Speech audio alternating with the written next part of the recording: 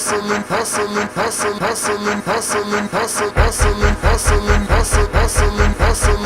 good, y'all? Welcome to another episode of the Muscle Hustle Podcast. I'm your girl, Cokes. Make sure to subscribe at YouTube. We got Spotify, iHeart, any and every platform you can think of with the podcast handles, audio and YouTube as well. Make sure to subscribe at the Muscle Hustle Podcast. It's all throughout Instagram as well, too. I need them clicks, y'all. Click, click, click. All right, y'all. Episode 11. Y'all, I'm going through it. Y'all geeked? I'm geeked. So, finally, I got Mr. Man right here. Mr. Rare Taste himself. That's what I just nicknamed him. So, I'm going to have him introduce himself. Because everybody in Houston and Atlanta and East Coast, West Coast, you name it, they know him. But yeah, I'm going to have him do his own justice. Go ahead, bro. It's not that exciting. Don Bowie, also known as Big Chef Bowie. Bowie, I don't know, whatever they call me. The Don. The Don. See. So what's up? What's good? How are you? Good. Excited to have you here. It seemed like it was hard to get me here. It was. Shout outs to Level 1. If not for Level 1 and my boy Solo, I probably would have kept passing them by and be like, you know what? He's just going to stay on my list because I'm a little nervous to approach him and let him know that, hey, you know, little old me would like him on my show. See, you got to quit thinking like that. I do. You asked once, I said yes.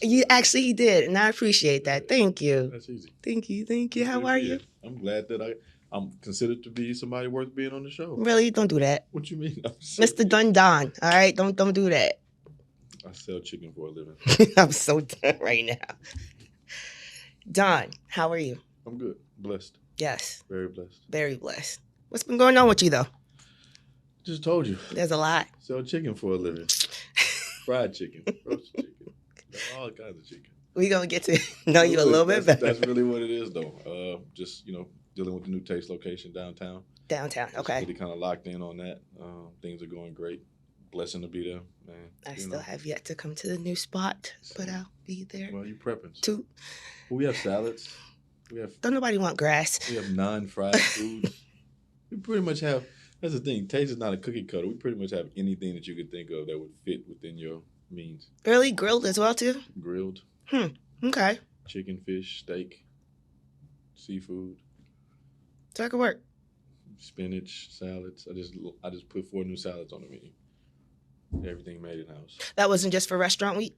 No. Oh, okay. No. Because I saw that clip, but I thought, usually it's just hey. No, being downtown, you have such a dense population of people that work down there. True. For lunch, they're looking for more of kind of lunch offerings versus what we used to kind of only offer kind of a lot of the heavy meals. Yeah. So I added soups and salads to kind of appeal to the crowd that we're getting there.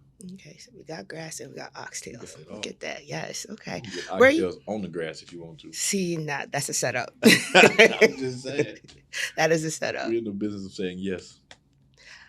Where are you from? Houston. Really? Born and raised. Why? I thought you was from Atlanta. I don't know. Most people say that. Really? Okay, so clearly. Most people that don't know me from here say that. Okay, that's probably because No, I'm born and raised here. Originally 3rd Ward, then I grew up on the northwest side of town, Acres Home. Okay, so you would know what is the difference between 3rd Ward and Edo? Edo technically used to be more 4th Ward. Okay. But now they call it Edo, but it's 4th Ward. Gotcha. That's why if you notice it goes from 3rd Ward to 4th Ward and keep going, you're in 5th Ward. I didn't even know there was a 4th word because I didn't see it on the map. So they erased it. They erased it. It's now Edo. Cool. Sounds better than a ward, I guess. I guess so. It really does, though. Okay. Original Houstonian. Did not know that. Born and raised. Did you stay here the whole time, or I moved away for 10 years. I was in Atlanta for 6, Brooklyn for about 2.5, LA for 2.5. Okay. I came back in. Would you say that's different coasts right there. Would you say that is a reasoning for your style of cooking? Let's tap into that a little bit. Well, my style, no, both of my parents were cooks at one point in time or another. My mom used to cook for like hospitals and stuff to that degree when I was younger. Okay. My dad was a salesperson, then got cancer in 97, I believe. Went through the whole radiation, and then after basically retired from being in sales, he ended up opening up a soul food restaurant. So I kind of came from a family of cooks. Gotcha. So I don't really. So taste itself is just kind of a combination of things I grew up eating and things that I kind of experienced living in other places. Living in other places. Okay. Put everything all on one menu. Did you always want to be a cook, or was that no? I was about to say. In no shape, form, or fashion that I ever imagined that this was the direction that I would go in. So, what was the direction that you thought you were looking to go in before this came about? You know, as a kid, I never really had that one thing that I wanted to do. When people like, I want to grow up and be a fireman, I didn't think like that. I just said whatever it was I wanted to be good at. Yeah. I didn't really care what it was. So I kind of when I first started out in Houston, I used to be a party promoter for about, I don't know, 7-8 years. This is back early 2000s. I was in marketing. Me and another friend of mine had a grassroots kind of marketing company where we, did flyer design, web design, stuff to the degree when colored flyer was like a new thing. Well, a new thing. When it went from being on paper to UV coating. Yeah. That was us. Mm-hmm. Yeah. Okay. It was high tech back then. I mean, technically it is. Well, no, not anymore. Okay, you're right. Everything's online now. Yeah. Way more expensive too. We used to be able to make way more money than what people do now. That is true. Back in the day. Yeah. Tax. Yeah. Huh. You used to travel with that? Well, we would do a lot of stuff here, and then we would go to different conferences and stuff just for like knowledge and marketing and networking purposes. Okay. Vegas a lot, LA, New York. We used to deal with some stuff in music and marketing, so we did that for a while. And then I went from that. I was in restaurants for a while in the early 2000s, but I never got in the kitchen. Okay. I used to run a spot called the Red Cat Jazz Cafe, the original one. This was back in 2001, and then at the same time, my dad had a soul food restaurant. So for about 2 years, almost 2 years, I was locked into basically doing restaurants every day, but I didn't cook. You didn't cook anything. I'd go in there and cook me something to eat. See, greedy. I never had the thought of, I want to get back here and create something. Okay. It was something that I grew up with. I mean, my mom cooked every day. I grew up around food. So I never saw it as like something that I would do professionally. Professionally? No, wasn't me. So then how did you get to be a Mr. Chef? Man, so fast forward, I'm in Atlanta. I'd been there for 6 years. I'd been in the music business for 6 years. Okay. Working with a producer named Brian Michael Cox. Okay. Then this big thing happened with technology where people started stealing music. Yes. LimeWire and all that. And I was on the publishing side. So right. Sorry. So we started, we would get kind of quarterly checks when it came to publishing. And it was like stuff started slowing down because the music industry was trying to figure out how do we react to people not paying for music. So I had a son on the way. Music industry was kind of in an uproar. And I was like, all right, I got to figure out at least a backup plan, even though I'm not really a plan B person. Even in Atlanta? It was on the publishers. I mean, it was bad on music, period. Yeah. I mean, royalties is like the number one way that artists and songwriters and producers are able to earn. I've heard that. Because it's from people being able to purchase music. Gotcha. Stop purchasing music, they're not getting paid. And people didn't really realize that, I think, at the time, how it was affecting the music business. So, I got a son on the way, and I'm like, man, I need a plan B, which is not normally my thing. I'm kind of a plan A until it fails. That's a good way of thinking. And at this point, I'm 30. Am I 31 years old, 30 years old? I don't know what it was. And I was just like, something was like, I'm just going to go to culinary school. I didn't really know what I was going to go to culinary school for, but I was like, I'm going to do it. Once I get out, I'll figure out where it's going to go from there. So, why culinary? They're like, because I knew I could. So I was in management. So I managed producers, songwriters, artists. So my income was based off of the effort and work of other people. Gotcha. So I was like, I need to figure out somewhere what I put my energy into. It's going to come right back to me. And it's going to be based on something that I did. And I always could cook because I grew up cooking. So I was like, well, at least I know if I do that and if I figure out an angle, I know that whatever I do with these two hands, I'm going to be able to benefit from it. So I was like, let me try culinary school. And that was in Atlanta when you went to culinary school? Yep. Okay. Went to Le Cordon Bleu. It was nothing but a year program. So I was like, I can do a year. We got some downtime. We still trying to figure out what the hell was going on with music. So I went to culinary school. But you didn't completely leave music. Not at that time. Okay. No, I still was working on some projects. It's just, again, son on the way, and I just didn't want to be, depending on other people's efforts to figure out how I was going to take care of my kid. Right. So it was, it was It was a learning process, but also kind of step back. You went from a situation of, making six figures a year at one time to the first job I took while in culinary school. They was paying $12 an hour, so it was like a Wow. difference. But I looked at it as y'all paying me to kind of learn and figure out if this is something that I'm interested in doing. So I didn't really take a look You at better it. than the most, because some people would be like, yo, this is a straight ego shot right now. Like, Yeah. I So don't even. contrary to popular belief, I don't really have a big ego like that. It's more about being focused on what it is and I'm trying to learn. Anytime I've jumped into a different industry, whether it's been the music business, whether it was party promoting, whatever it was, I've always been a person where I'm gonna dive all the way into it and kind of go into like a crash course of doing nothing but that as many hours a day as I can to Whatever it catch up takes the to learning curve. perfect. Yeah. Correct. Okay. So with that, I was literally going to I was working at this restaurant during the day from like 7 a.m. to 3. I would leave there, go to culinary school. Then further on down the line, a friend of mine had connected me with another opportunity to take over kitchen and strip club. Okay. So then it became work at the restaurant in the morning, go to culinary school at night, leave culinary school, go to the strip club. And working at that restaurant, right, the one in the morning, Mhm. what was your position there? I was a prep cook and line cook. Okay. But I'd never worked in a professional kitchen in my life because 10 years earlier, I would never You get wasn't back even there. trying to, yeah. No. So I got introduced to this chef named Tracy Bloom. I don't know if you ever watched, what is that thing? Real Housewives of Atlanta, the Kim Zolciak, Yes. her chef. Okay. That's Tracy why I Bloom. see. Okay. So cool white girl. So, I mean, I walked in there. She was like, I think she has affinity for black men. Not that she wants to be with them. I think she wanted to be one. But she would always act very cool. Okay. It would come off weird. So she was like, yeah, if you can keep up, cool. So she was like, all right. So me, I'm like, all right, shoot, I ain't got nothing to lose. It can't be that hard.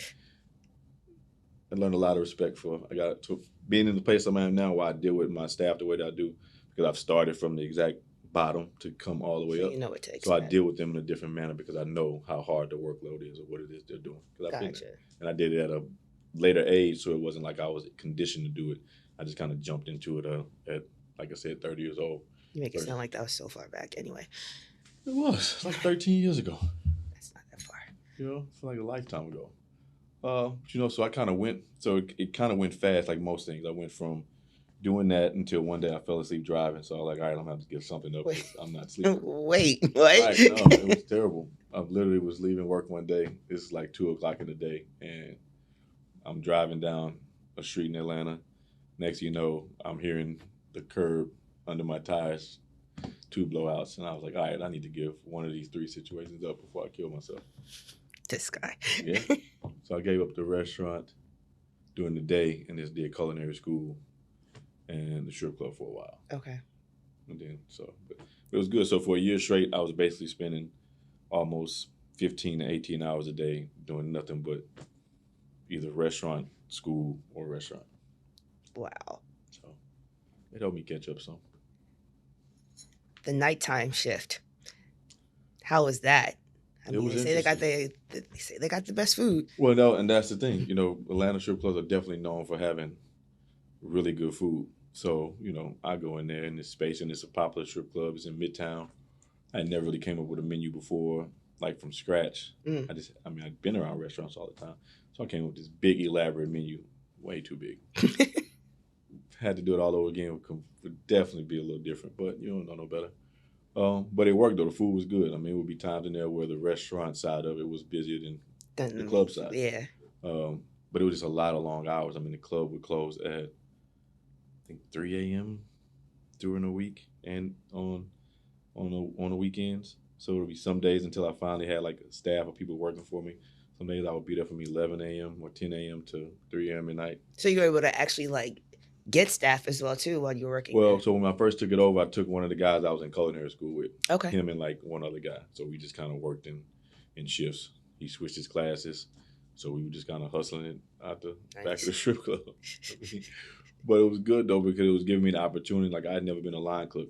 I was doing it at the other restaurant, but this spot was considered like almost like a Papados. So super busy, really big operation, everything from scratch. So it was like I was kind of getting an educational piece working under Tracy. I would go to school to get the educational understanding of what I was doing during the day, yeah, and then experiment at night with, all right, let me try this out on some people. Sounds like a good plan. But then again, long hours. So. It did. So I did it for about a year. But the thing that kind of deterred, like I said, so I ended up graduating from culinary school. And I've never really been a strip club person like that. Mm-hmm. So that was the other odd thing about it. I'm never the guy that's like, hey, let's go to the strip club. Right. Wasn't me. But it was an opportunity to make some money. Like I said, during the day, I was making $12 an hour. So it was an opportunity to kind of balance it out. And just the energy in the strip clubs is so interesting. Rah. It's what I'm saying. There's that part, but then there's the side of the people that work there. Okay. And you're dealing with a lot of people, like almost half the girls that were in there either was there by circumstance, had to either drink, be on drugs, to even be able to perform. So it was like this melting pot of emotionally abused and unstable people. Mm. You know, so I would find myself at times talking to girls like, you should just quit. This don't sound like this where you Yeah. And she'd be like, don't do that. I'm like, well, she sounds so unhappy. Like, why are you here? You know what I'm saying? And then it's a weird dynamic because, again, it's one thing to kind of be in a strip club for an hour or so, 2 hours. Being there for extended periods of time, women mostly or completely naked the majority of the time. Mm-hmm. It got to the point where I was just accustomed to seeing naked women while I'm cooking. And I was like, I'm not supposed to just be accustomed and not supposed to be excited every time I see it. But if I'm seeing it every day, it's like it just doesn't feel, it just started feeling like internally just wasn't a place where like, I can't do this for a long period of time. Yeah.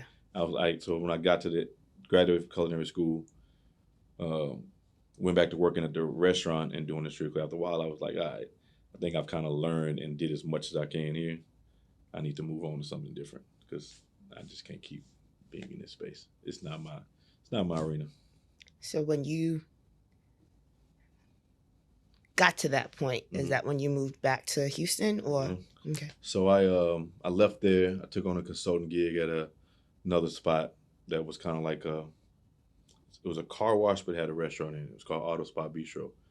A car wash and a restaurant. Yeah. Okay. So they do like breakfast, lunch, dinner, so you can sit down, go inside the restaurant. The creativity, I swear. Right, and it's still going to this day. So I did that for about 4 or 5 months. It gave me another kind of opportunity to kind of work on somebody else's project from a back of the house perspective, consult, fix some menu stuff, help with some managing, gave me more experience hiring and kind of looking at things from that perspective to make things work better. Mm-hmm. Did that for a while, and then while I was doing it, I lived in New York years ago for about 6 months. So a friend of mine who's an actor had a bar in Brooklyn that he opened, and it wasn't really doing well. And he had saw some of the stuff that I was doing down, and he was like, man, I really need that up here. And I was like, man, at that point, I just thought the idea of the restaurant in New York, I was like, man, that's a whole nother level. That has to be like the creme de la creme or whatever. But to a certain extent, but yeah. Because you just think New York is supposedly at certain points in time, you look at it, it got the best of everything. That was just the mystique of it, right? Yeah. But it didn't bother me. I still did it. I was like, look, I either keep doing this or go take this opportunity with a space. And at this time, my guy, I think he had just finished doing like an Avengers movie. Like he was starting to his career was starting to take off. So like, it's a good opportunity to kind of brand and do something. And I was like, you see, the income potential was a lot higher. So I was like, man, didn't really want to leave my son, but me and his mom really wasn't on the best of terms. Okay. It was still in that phase of kind of figuring it out. And my mindset was, as a man, I got to do what I need to do to make sure I can take care of my son. So I was like, look, I'm going to go out there and see what this opportunity is going to bring. So I literally left Atlanta, packed up in my car, drove to Brooklyn. 95. And, for 6 months, I kind of I got there in August. So from like August to December, it was still just kind of a dive bar. So me just kind of getting the lay of the land. He's from New Orleans, so I ended up turning it into like a New Orleans themed restaurant. Really? Okay. Over the holidays, I kind of made a makeshift kitchen, electric kitchen, probably about the length of that wall. Did a menu, and just started operating as a restaurant. It's still up? It's a different group has it now. It's a different restaurant now. Because the restaurant ran for about 2.5 years. Had some success. People love the food. I mean, I've looked around in New York. There's not really a lot of Cajun Creole options in New York. So for me, it was an easy situation.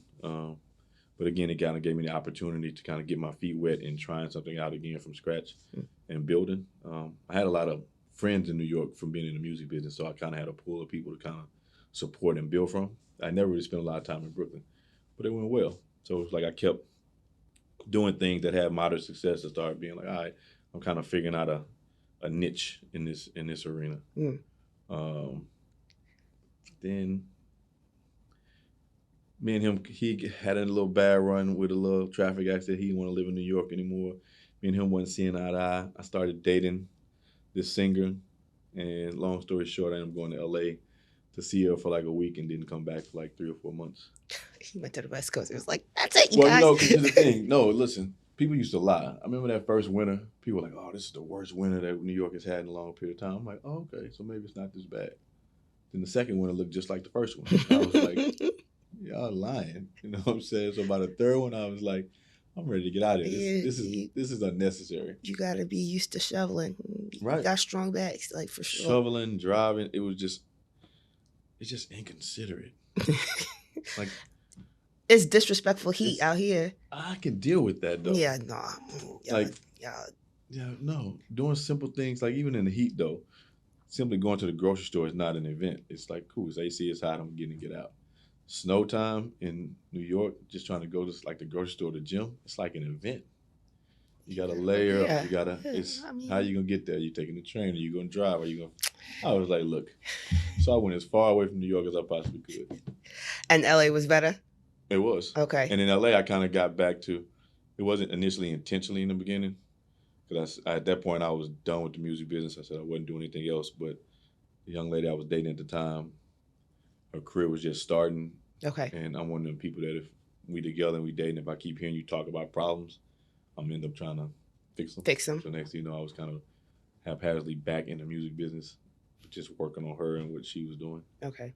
So that was 3 years, 2.5 years in LA. Any consulting over there? I did do consulting for this thing called Organic Kids LA, which was interesting. I never seen anything like it. So it was a company where they basically prepared lunches for school kids for various different high schools and middle schools. But it was something they paid for. So basically, if you didn't like the school program, right? Okay, you could order lunches from this company. And they gave that option. And they would deliver it. Well, you just have the contract, and the company would go and drop them off before lunchtime. And the school allowed it. Yeah. That's crazy. That would not fly on the East Coast. Yeah, no, it was super dope, though, because it was, all organic food. It was none of the processed stuff. So it was like, yeah, I would see why people would pay for this. That's what's up. So it was cool. So something that you would actually consider probably remaking out here? Well, I wouldn't necessarily do that. I have had an interest, and once upon a time I was working with, trying to get in with HISD on just trying to help revamp the school lunch program, period. Okay. From more of a broader perspective. Break that down for me. I've heard that acronym before, but I don't know what that is. What's that? Houston Independent School District. I knew that. It's the largest school district. I knew that.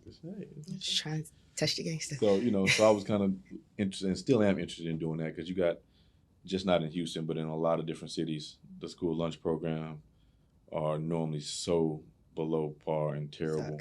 Let's keep it space. It's trash. So, and it's because you normally have non-restaurant or culinary people running a food program that's not their forte, so they're mostly looking at it from a budgetary standpoint. Yes. So I've always said if they ever bring in people who are in the culinary field professionally, it's small tweaks you can do with the budgets they have to make it better. Okay. You know what I'm saying? But you got to have somebody who has an interest in doing it. But they also, on a budget perspective, they think that you're probably, because of the fact that you are the chef. No, right. But it could be any. It's not, even if it's not me, if they would just, I think, lean on culinary professionals, period, versus number crunchers. You know what I'm saying? Mm-hmm. They're looking at it from or a lot of times the school programs are normally partnering in with some big processing food company who's just has the conglomerate over supplying whatever it is that they're feeding the food. Probably even like culinary school people, like graduates and stuff like that. There's tons of options. It's so many different options. But I always tell people it doesn't take a lot to make terrible food better. You just got to have the understanding and desire to do so. And seasoning.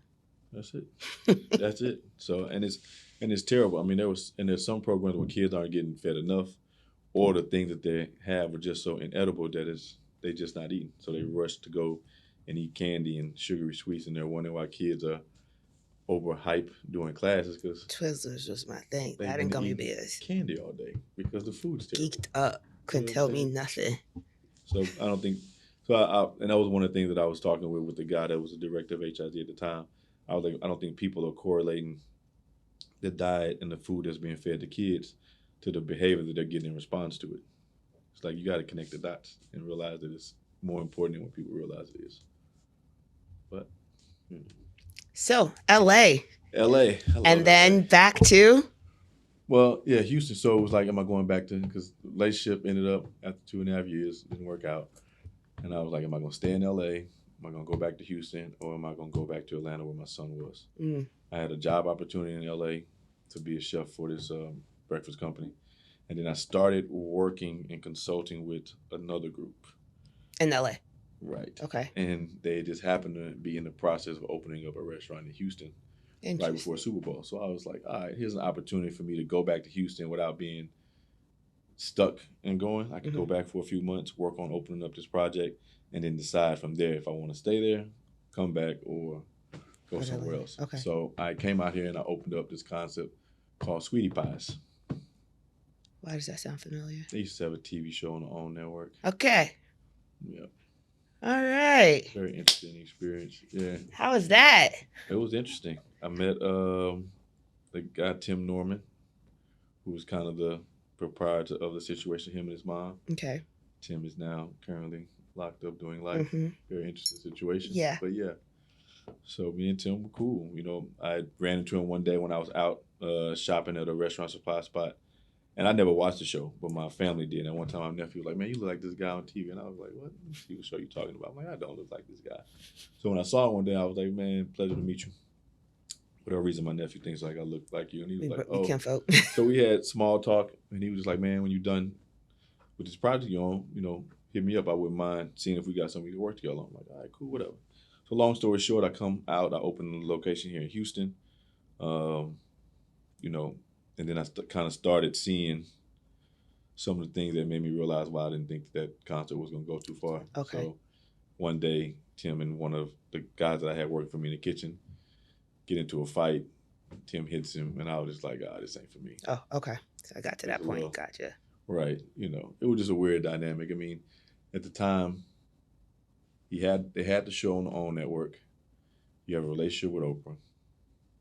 And I always think that Houston is one of these cities where we don't really get starstruck and don't really respond well, really back then. But when that restaurant opened up and the cast from the show was there, like, it was people showing up like crazy. I didn't think this was going to happen.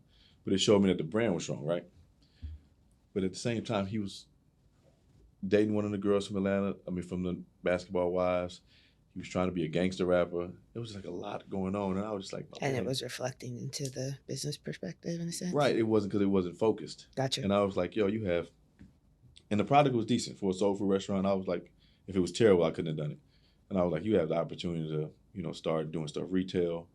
You have a following. You have a relationship with Oprah. You should be focusing on this. But you want to be gangster rapping about shooting and killing people. And I was like, that don't really make sense to me, my guy. But what do I know? So when it gets to like certain things like that, partnership wise, right? Doesn't always necessarily have to be partnership, but in a sense, like just getting into business with others, like, right. How do you break out of that without causing? I mean, for that's kind of clearly easy because he obviously got into a fight with somebody on your staff or whatever. Yeah, but like the same I mean, there's a lot of. I know some owners as well, too, of restaurants, especially up north, right, where initially, whether it be like with family or friends or so, right, I initially probably have the same mentality, or at least they're on the same page, and then all of a sudden it's just like, okay, well, when it starts to veer, right, and y'all no longer parallel running together, then it's just like, okay, how do you break apart from that amicably without really, because obviously that starts to follow, right? Well, honestly, it's normally never amicably. See, unfortunately. Unfortunate. And the way for that to happen, though, is the best way what I've learned now through all my experiences, because I've had a few partnerships that have went left. Like I said, each time it was always problematic. I always tell people, even though you don't go into it thinking that something's going to fail or not work out, you still outline it in the agreements and the paperwork. In the event that this doesn't work, or in the event that we get to, a point where we don't agree, there needs to be stuff in place to say what happens. Almost like marriage and a prenup. Absolutely. But isn't that kind of like, people might say superstition, but that's like putting a bad aura? I mean, you can say aura, but you can just look at the statistics of what happens in business partnerships. True. Because I mean, most people, just like whether you're talking about a business partnership or a relationship, certain things just don't get discussed in the beginning. And then when it comes to fruition, it's like, oh, we don't see eye to eye on this. Yeah. We never thought about having this discussion. And now we're here. So now what do we do? And if you don't have it outlined, then that becomes more of a contention of now you're just going back and forth with no direction. So it needs to be outlined on all the way down to who gets the ultimate decision making, or what's the process to get into a decision if you can't agree. Like, it needs to be all the way outlined out. And that's when lawyers obviously come into play, because that's kind of hard to really think about in advance, like what problems you might come across. I mean, this problem might be different from this. But depending on the industry. Oh, I see. Okay. A lot of them are going to be similar. Really similar. And okay. It's in business in general. It's always going to boil down to control, money, if money being used properly. Yeah. Commitment, and people, living up to whatever their part of the agreement is. And I've experienced all of them. So, and the better the lawyer, the better they'll always prepare you for the what ifs, because the what ifs just do happen. It's the nature of what it is. Okay. It's tough. Partnerships are tough. I can see. And sometimes people partner for the wrong reasons. Like now, for me to partner, I try to partner with people that bring stuff to the table that I don't have. Okay. I've seen some people partner. It's like, well, y'all do the exact same thing. Y'all bring the same thing to the table, which could work, but it's like somebody has to understand the component of it then, because you got two people that do the same and operate the same, and that means that at some point y'all gonna butt heads because y'all trying to fulfill the same role. You know what I'm saying? Then also it's just like, what about the other things that are lacking? Like, who's gonna take control of that as well too? Right. Then you have to outsource and hire more people and whatnot, when technically y'all can kind of balance each other out. Makes sense. Yeah, because when I realized if you have the right product or idea, finding money for it is not always hard. So it's about finding the right money for it, though. Because I've had experiences with business partners where it started off with, I'm not really interested in operating a restaurant. I don't really want to be involved. I'm just doing this because I have a passion and I want to see you win and I want to support. And then it gets going, and all of a sudden it's like, hey, why don't you try this? Why don't you try I was about to say, that doesn't seem like all talk. I thought this wasn't what you wanted to do. Yeah. Then it becomes an ego thing, and it's like, man, here we go. But again, if you have it outlined in the agreement, it kind of prevents a lot of those things and puts things in perspective for both sides. So, partnerships are hard. From Sweetie Pies to Tate? Well, no. So I veered off from Sweetie Pies, did some consulting stuff around. Till this day, do you still do consulting? I haven't been, but I'm just now starting back to be open to doing it. Okay. Starting with like some one-on-one calls, and then progressing into if it's something that is beneficial for me to kind of get involved with. Because I see a lot of people out there kind of doing things the wrong way just from a lack of knowledge. Yeah. And I think I've had a good amount of success and a good amount of dealing with complications to be able to be like, all right, let me kind of help some people not make some of these pitfalls that I ran into. Would it matter as to where in their career they are to reach out to you? Not really. Yeah. No. Okay. I mean, I think for free in the past, I think I've given advice to all different levels of aspects. So no, it don't really matter, because I mean, even at my stage, I still keep on the mentality of there's still a lot I can learn from certain people and from people who've kind of been who've been further along in this industry than I have. Mm-hmm. So yeah, I mean, it could be on any aspect, any level. Okay. Especially in this industry, this is a hard industry. Why you say that? Because it's just servicing. Yeah, it's just so many things, and it's such an expensive industry to get into. Is it really? It is. I mean, yeah, it's not and that's one of the things. Like, there's ways to get into it and cut some corners, and open the space, but then you see the disparity between that type of startup versus one that's fully funded. I see. And properly, staff trained, being advised versus somebody who's like, I'm figuring this out as I'm going along. As you're going along. Yeah, Okay. it's a tough situation. It's basically not a thing you can fugazi. Yeah. But the knowledge is also as important as the money, because I've seen a lot of people, you see it all day. You have celebrities, athletes, like, oh, I'm opening up a restaurant. Yeah. And that thing closed 6 months later. Because you can also be in a situation where you keep throwing money at it, and that just ain't. They just assume like because it's their name that it'll stand, their name alone. Don't work that way. So staffing is important. Oh yeah. Or the team in itself. Yep, staffing, training, knowledge, experience, having the right people on board, and there's just so many different aspects and levels to it. But if you think about like with the restaurant business, right? At Taste, on average, we've averaged anywhere from 70 to 100 employees. It's a lot of people. What, you say word? Manage. Really? Schedule to, so many different functions going at one time. At Taste alone? Yeah. Wow. Okay. Yeah. I remember the first time I realized that we had 100 people, that was probably one of my first like real proud moments, because I was like, wow, 100 people. When did you realize that? Like I was about to say, like. No, it was like my sister works for me, so she's always either dealt with being one of the managers or dealing with like overseeing the financial. And we was having a conversation once, and something came up about employees. And I don't even remember what the conversation was, but it just came out, oh, we have 112, like 112 people work where? Taste? She was like, yeah. I was like, wow, that's crazy. Your sister older or younger? Yeah, older. Okay. You have any more siblings? Yep, I have a younger brother and another sister by my dad had with another lady. Okay. So yeah. They all support. Well, it's just your sister that works with you? It's just my sister that works for me. Yeah, my brother's a truck driver. And, yeah, but it's just her. She's the only one that deals with the madness with me. It's not madness though. It is madness. A restaurant is, and I think most businesses are like this, but the restaurant, I tell people, it's like a living, breathing person that even when it's closed, it's open. It never stops because there's always something going on. There's always an issue. There's always problems to face. So when people ask me what I really do for a living, I'm like, I just problem solve all day long. Because it's always something, whether it be dealing with guests, dealing with staff, vendors. It's just something. Even after the doors is closed. Absolutely. Absolutely. It never stops. So you don't sleep? No. I mean, I do now because I've gotten into the use of just being able to manage the madness of it. But people look at it and think that, owning a restaurant or being in a restaurant business is probably fun and entertaining. And it has its parts, but it's more work than it is that. Mm. How long has Taste been open? So I created Taste in 2019. Okay. The original location opened March of 2019.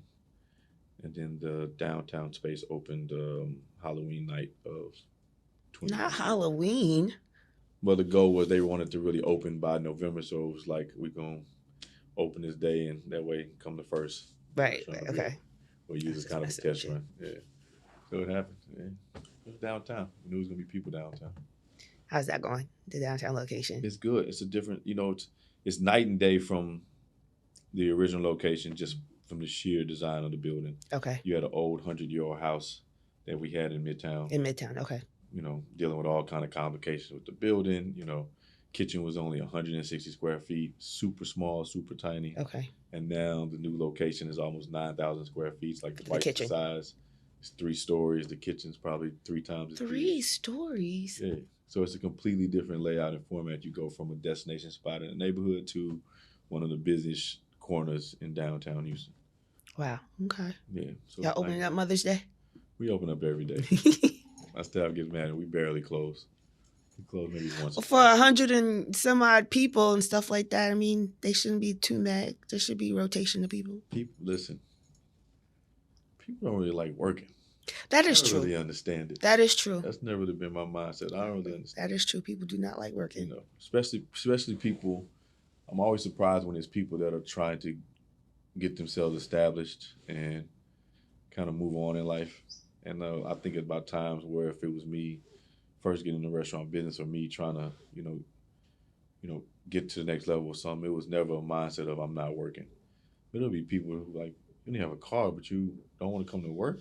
Like, I'm confused. Like, this is backwards. Like, what? You want to move out from your mom's house, but You think it's the area though? Work? No, I've seen this in every city. Yeah. Yeah, it's just I don't know if it's the generation. I don't know what it is. It could be. It's a different thing, and sometimes I find myself counseling more also than anything because I deal with predominantly of the staff at Taste is African American. So, okay. When you're dealing with the restaurant business, especially like in back of the house and like cooks, you're dealing with people who are either there because they're really passionate about it, or cooking became their second chance, and it just happened to be what they're able to do. Second chance, okay. That's why you see a lot of people that may become, whether it be from previously being locked up or out of the military. It's like, what am I going to do with my life now? I guess I'm a cook. Military. Yeah, it's like I guess I can get into something that they may have a passion for or some kind of affinity to, but a lot of times it's a mixture of a lot of degenerates. So you find yourself consulting and dealing with, and then with having so many young black men that work for me, I deal with a lot of angry black men, emotional. I was about to say, what's the age group in regards to ranges everything probably from 18 to 60, so I mean, and that's one of the things that I enjoy the most about it. Like, people always be like, oh, you must be really passionate about food, and I'm like, I'm not really passionate about food. I grew up with food. Like, I'm one of those people that, and I know this is gonna sound crazy, and every time I say this, people be like, what? It really doesn't drive me. I could never get in the kitchen and cook something ever again, and I wouldn't really care. Really? I'd be like, because I'm more passionate about cooking for people that I care about and I love, and that's not a professional situation. For me, when people ask like, "What's your favorite thing to cook?" I say, it depends on what people want to buy, and that's gonna be my favorite thing to cook. It's not like I care about cooking anything in particular from the restaurant side of it. Gotcha. Because you're in the business of serving people. Yeah. So it ain't about what I like. It's like, what do you like? What do you like? And that's what I'm gonna cook.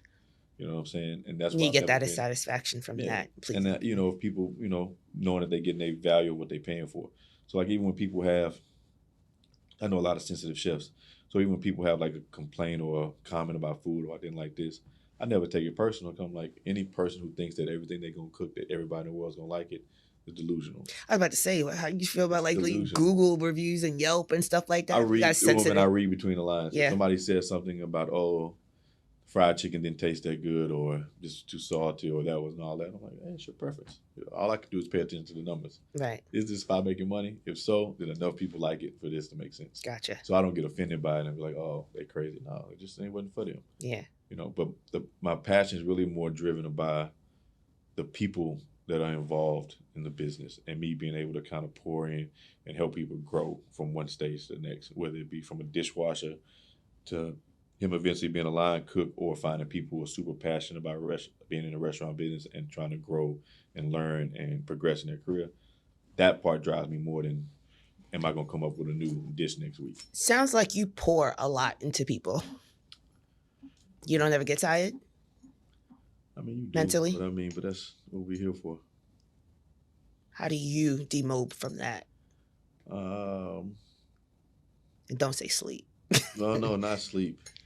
I mean, I try to find ways to kind of refuel myself. Like, I like to travel a lot. So I'll try every quarter. My goal is I'm going to go somewhere for a while. Okay. So when time allows it and finances allow it, I'll do that. Other than that, like, for me, that's also kind of what the gym is. That's kind of my little getaway throughout the week, to be able to be like, all right, here's for me to kind of pour into refueling myself and kind of zone out. But that's just always been the nature of my Virgo nature. I've always been a person that just kind of pours into people. Yeah, that's me. Okay, so the gym in itself is also an escape for you as well, too, right? Because I know there's really not that I've come across those in the restaurant business that really take heed to being in the gym. I mean, they'll do little like vague stuff here and there just to kind of stay fit, but not to the point where it's just like, okay, this is like something. Oh yeah, no. Big. Well, it's very rare, and it's hard though. That's probably one of the things that I've struggled with in the past in regards to like the fitness side of my world, is that you're in an industry that you don't get a lot of personal time. Like, it's a hard bit, and that's what I'm saying. That's another thing why it's a hard business. I don't care if you're a line cook, a manager, owner. This business consumes your life. Yeah. So that's one of the things when people tell me they want to get into the restaurant business or they want to open up a spot, I have that conversation with them, being like, why do you want to get into this? And if it's because you like cooking or you like restaurants, I'm like, that ain't the reason. That ain't enough reason. Because this thing is going to consume you. It's not a part-time industry. Like, it's going to become the thing you spend the majority of your time doing. Would you ever advise them to just maybe, like, before you think about opening, maybe, like, go and work for somebody to be a sous chef or something like that? I tell that to anybody in the industry. If you got an interest in doing something, go work in that industry first before you say you want to do it, open up a business.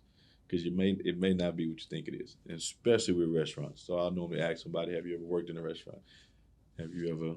And they'll be like, no. And I'm like, that could probably be told to like some of those people, like some of the celebrities as well too, that are always thinking about opening a restaurant just because of their name and the status. See, I feel like a lot of those situations, people are presenting it to them. I see. Okay. I don't think it's that they're naturally interested in it. I think what happens is if people start getting to a certain place and like, I need to invest my money in something.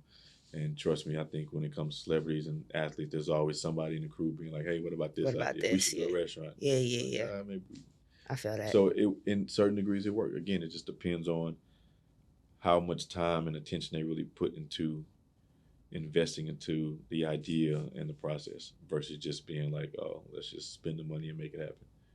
Because it happens all the time. Yeah.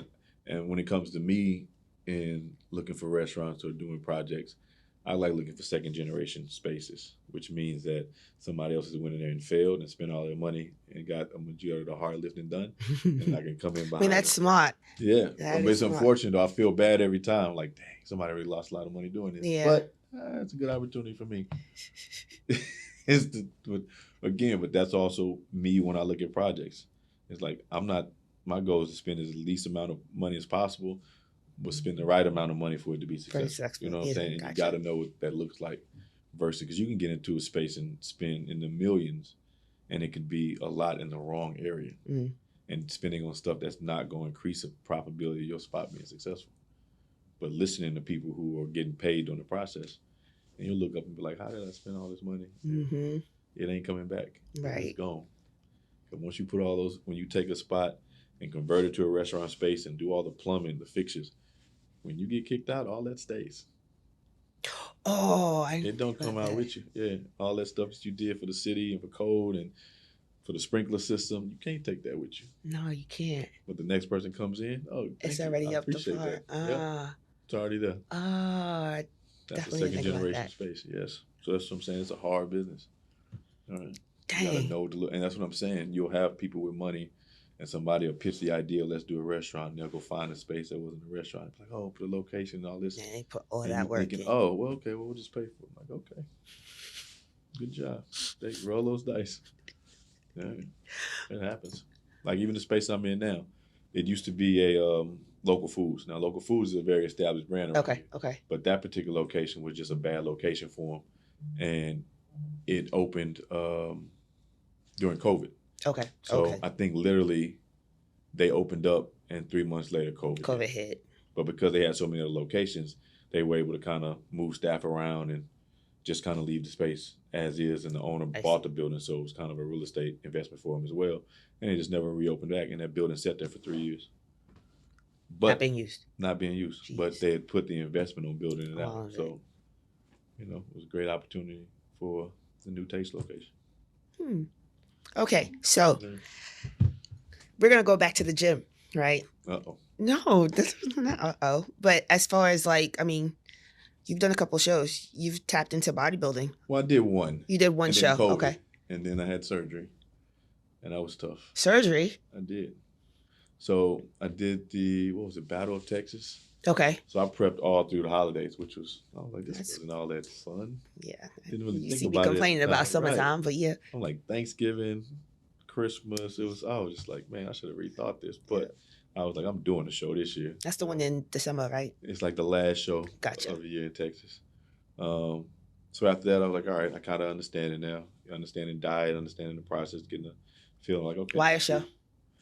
I just always wanted to do one. Yeah? I mean, it's kind of I'm like that with everything, though. If I get into something, I'm always going to try to figure out at some point, can I take it all the way to whatever that looks like. Would you do it again? Well, like I said, I was going to do it the following year. And I mean, because I was like, now that I'm here, kind of in the mode, I'm just going to keep going. I'm not going to really fall off. But I just noticed I kept working out. I was still feeling good, strong from training. and I kept just having this injury in my shoulder, and I really haven't adapted to this thing called stretching yet. Mm-hmm. So, went to working and kept just being a thing that I would just push through. And I finally went and got an X-ray, and I had a partial tear. And it's like, all right, let's have surgery. So I had surgery during COVID, which was a whole different process. Because at that point nobody could go back there with you. Yeah. So, like to a certain point, and he was like, all right, you're on your own. And that was kind of weird, but I mean, you're recovered now. But I didn't really got to think about it. COVID happens. I have surgery. A lot of gyms are shut down. Working out and stuff like that was kind of complicated because there wasn't a lot of space to do it in. Right. So I didn't really rehab the way correctly. I should have. And that surgery is tough, man. I was down for like 8 months. Post rehab now, are you doing anything to kind of? I'm better now. Okay. So about earlier this year, when I first started coming back, I was like, all right, I want to get back into maybe thinking about doing the show. Started working out with Tommy, and we get started. And he was like, man, he was making fun of me. He was like, man, you gonna have to be able to push some weight. And I was like, bro, I don't know what it is. Like my shoulders are killing me. Really? And what I realized that I hadn't really finished rehabbing them because it was a struggle doing stuff. And he thought I was joking. I was like, man, something's wrong. So I ended up going to my Dr. Tran, and we started kind of working because a lot of it hadn't really been worked through completely. So I had to stop and start rehabbing again. So now I'm probably finally at a space where like it's feeling kind of normal. But I was like, shoot, that was January. Yeah. And now here we are, 5 months later. I had to kind of get back into it because I was like, damn, I really really stage ain't going nowhere. It ain't. Nope. So maybe, I don't know, maybe I'll end up in December again. Right. I know John would be happy. Man. When I was working at doing Sweetie Pies when I met John. That's when he was at 1-to-1. Okay. So I was working out there. But I ended up training with another guy named Gabe for. I know Gabe. Show. Yeah. Weirdo. Gabe it was me, Gabe, and Benny. Okay. I don't think I know Benny, but I know Gabe. Benny's been around for a while. He does classic. No, he does heavyweight. He's been around, big flamboyant gay dude, but big like I don't know what. So we were working out literally 7 days a week, no days off. Just drilling. Man, I was going through what was about to be a divorce, so I was any reason I can get out the house, I was going. So the gym was an easy place to get to. How are you able to balance all that relationship-wise, post divorce, friendships, being able to establish a balance mentally, your restaurant business, family, all of that? It's a process. I always tell people you got to define what balance means for you. Sometimes people think it's supposed to all be the same. Like it's supposed to be 50% work, 50% family. That ain't your balance. That ain't your balance. And I'm a firm believer that it's really hard to be great at more than one thing at one time.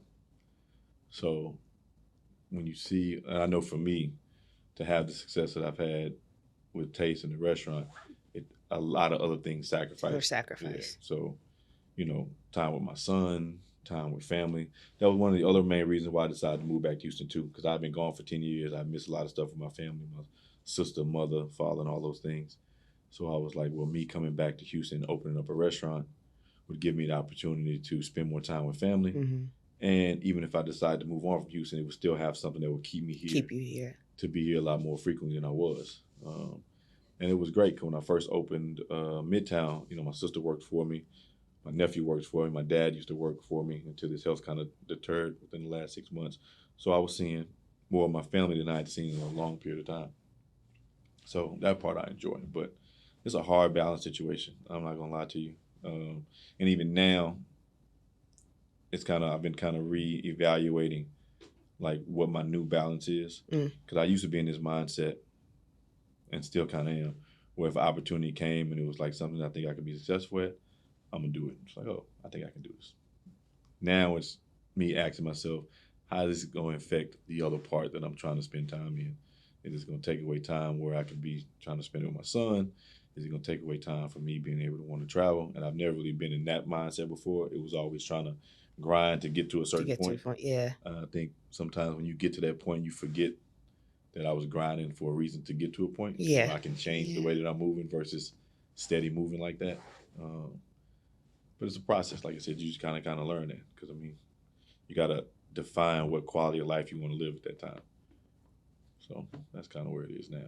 So I'm kind of slowing down on taking everything that comes my way.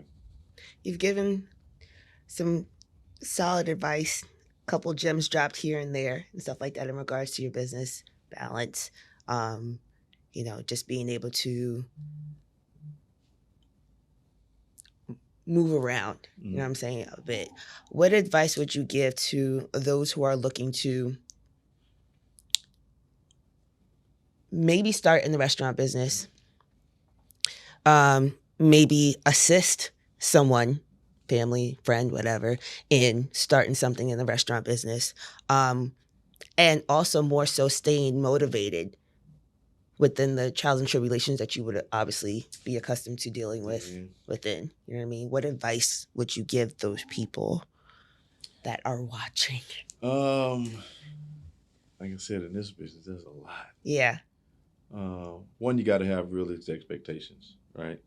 I think right now people have a real kind of instant gratification situation when they want things just to happen extremely fast. Or if people even say, well, you opened up Taste in 2019 and 3 years later it is what it is. I'm like, yeah, but everything that is taken to make Taste successful has accumulated over the last 20 years. Like my business, my time in the music business, my time as a party promoter, my time as a marketing person, going to culinary school. Had I not done all of those things over the last 20 years, I wouldn't have the perspective and kind of vision and insight that I have now to operate the way that I do. But people normally, as they say with anything, you never really see the long part. You just see the short period of time and think, oh, it's just that easy. Or, well, I can make what you're making. Like, yeah, you probably can, but it's just still not that simple. So one is just having a real expectation and doing your research. People get into this business not really understanding the dynamics of it or understanding what this industry is or understanding that a restaurant that's considered to be doing good, profit margins could be somewhere from 5 to 7%. It's not a lot. So you got to understand. So in order for it to be something that's able to maybe financially feed you the way it is, you got to look at it as 5 to 7% of what the total gross is. You know what I'm saying? And some people don't look at it like that. 10%, you're doing great. Anything above 10, you really know what you're doing. Yeah. And people don't realize that that's the profit margin, which is one of the lower profit margins probably than any other business.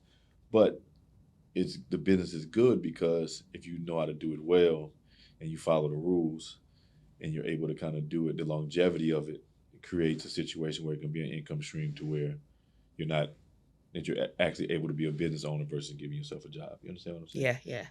And people don't get into it knowing that they have unrealistic expectations of, I'm gonna get into the restaurant business and make $1 million. Right. They see and then they're just sell $1 million, but you're gonna be lucky if you made 100, you maybe made 50. Dang. And what it's gonna take to make that $1 million. And and it may be some years down the line before you see a profit. Some restaurants don't turn a profit for 2 to 3 years.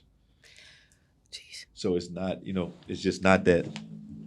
It's just not that easy of a space, and that's what I'm saying. Understanding those ramifications when you get into it, and then really taking your time to make sure that you either hiring or bringing on people who have proven that they know what they're doing versus somebody who's just telling you they know what they do.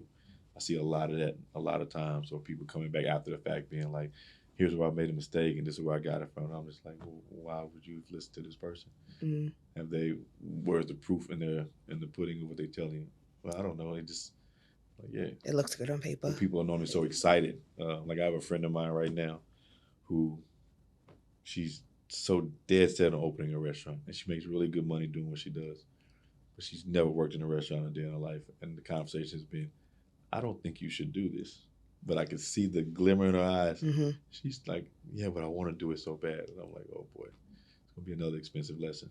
But I'm like, if you're going to do it though, I'm going to try to make sure you researching and looking into it as much as possible, because there are going to be even mistakes that you're not even going to be able to fathom. It just happens. So, and if you're a person that's trying to support someone, it's kind of the same situation. Because if you're putting your money into your family member's project, then realize that I have a mentor that invests in the restaurant, and when I talked to him, he said, "Man, my money would have lasted faster if I'd have just took it in the backyard and set it on fire." I'm done. And I was like, whew, I'm not even gonna ask you for no money on the project. You were scoring. But he was like, yeah, he said, I might as well. It would have lasted faster. because it can really go that fast because it's such a cash-heavy business. Yeah. Yeah, it's not something where you just can, intellectual property in your mind, like I can get paid. No, you have to purchase and supplies, everything from food, silverware, plates, napkins, all these things add up. Like for instance, the payroll at Taste, I'm just gonna keep using Taste for an example. Every 2 weeks is probably about $60,000. Yeah. So on that note. And that's a mid-sized restaurant. It's something that's bigger. It's like, but it's necessary for it to be successful. Now you have some people who would try to minimize that, thinking that it's going to help them in the long run make more money. Mm-hmm. But in turn, what they're doing, they're making the operation even harder, and it's actually being more detrimental to them being successful because they try not to pay the adequate amount of people to do the job right. And you've seen at a time when you go places and be like, why the food takes so long, or why this didn't happen? Because they understaffed, because they're trying to save money, versus you really got to invest and put the money into it for it to operate the way that it is. Like when you go to an established place like a Papa's or Houston's, it's like you look at them as they two restaurants. Like, no, one of them is fully staffed, they're funded, they have everything they need to operate successfully, and one is trying to penny pitch and figure it out, and it's gonna show in the product and the service. Dang. But you gotta be willing to understand all that. So. But don't get me wrong, I think it's a great industry. It just ain't for everybody. Yeah. Well, that's. Right. And again, I never grew up thinking that I would be doing this. No. Once upon a time, I thought about being an astronaut, but that didn't work out. I'm done. Okay, so. See how you just on somebody's dreams? That was a serious thing. I went to Morehouse my freshman year in college. I was in Naval ROTC. I forgot about that. That's random. I used to do PT and all that stuff, running around doing all that. Yeah, ROTC is not the same. Yeah. No, sorry. It's okay. Well, not the same as what? The Army. I mean, as like enlisting and serving? Yes. Well, yeah, who want to do that? I didn't go into the officer. On that note, I appreciate you coming through. Not a problem. Thank you so much. I am looking forward to finally coming through. You should. Taste. We have all options. I might come through with my mom's in the fam, maybe for Mother's Day. We'll see if I got to make reservations, see if I can get in. I know somebody. Thanks. But no, go ahead and give your handle where they can find you at social media, and also. Gotcha. It's all the same. Everything is Big Chef Bowie and Taste Kitchen and Bar. Taste Kitchen and Bar is more important. Don't worry about me. So modest. Gotta be. Ego will kill you in this business. It will. It'll kill you in most business, but ego will kill you in the restaurant business. Yeah. When you start making it to be about you versus the customers and the product. Facts.